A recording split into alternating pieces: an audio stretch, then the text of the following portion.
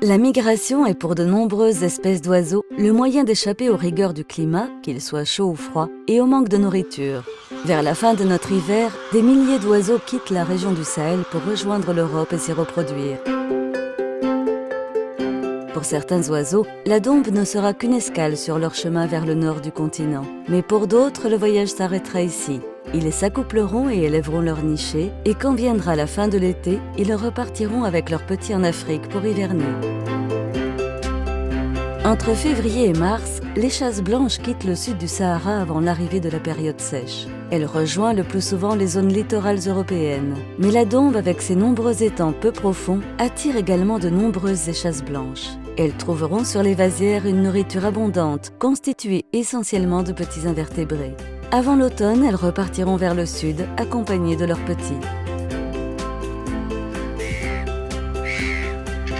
La spatule blanche est ce que l'on appelle un visiteur d'été. En hiver, elle aime les grandes zones de delta en Espagne ou en Afrique de l'Ouest.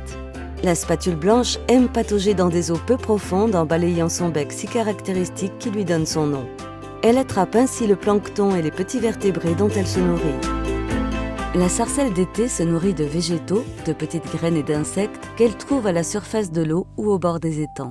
Vers la fin du mois de février, elle quitte les mares situées au sud du Sahara pour rejoindre l'Europe et la Sibérie.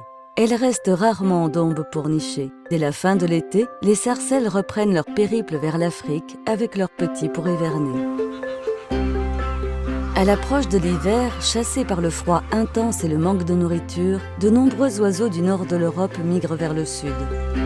Pour certains de ces oiseaux, la Dombe ne sera qu'une escale, plus ou moins longue. Ils s'y reposeront et reprendront des forces avant de repartir vers le sud.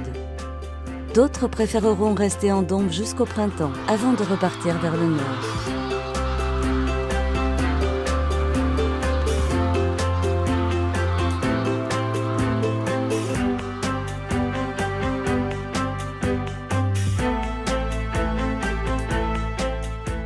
C'est le cas des oies cendrées qui viennent du nord de l'Europe.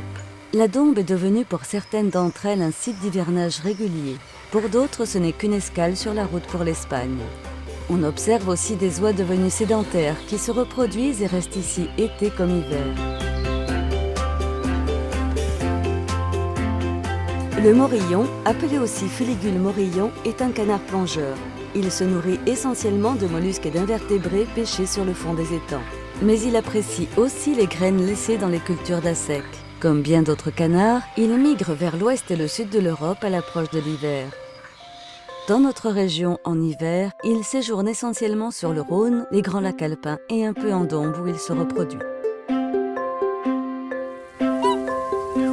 Le cygne chanteur, à la voix puissante, est différent de son cousin le cygne tubercule, très commun en France et en Europe. Espèce vivant essentiellement dans le nord de l'Europe, la Dombe n'accueille que très rarement cet oiseau. Mais lorsque le froid nordique est trop intense, il vient alors quelques semaines avant de regagner les régions boréales. Cependant, depuis 2012, un couple de cygnes chanteurs se reproduit en Dombe. S'agit-il de l'arrivée d'une nouvelle espèce dans notre région ? Preuve que la biodiversité n'est pas figée et n'a pas de réelles frontières.